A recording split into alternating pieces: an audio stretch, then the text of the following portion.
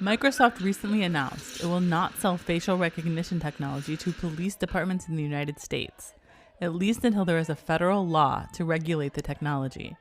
The announcement follows tech giants IBM and Amazon.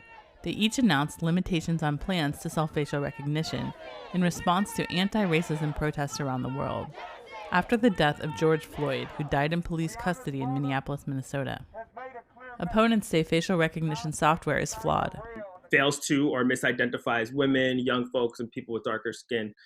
The technology, as it's currently used, and with the databases that it draws from, including mugshot databases that have an overrepresentation of minorities, Black folks, migrant folks, and trans women, would exacerbate existing injustices in our criminal system.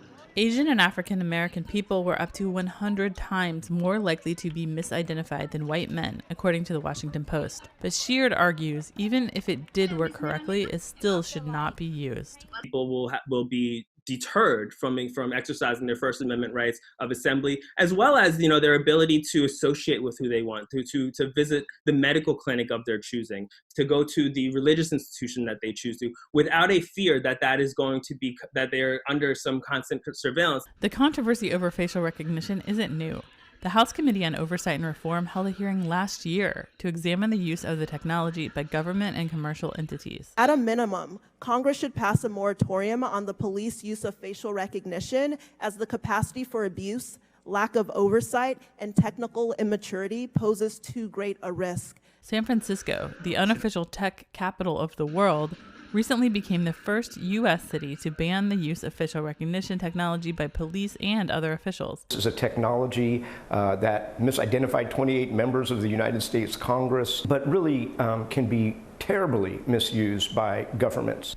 Governments all over the world have started using it. Australia is investing in a national facial biometric database called The Capability.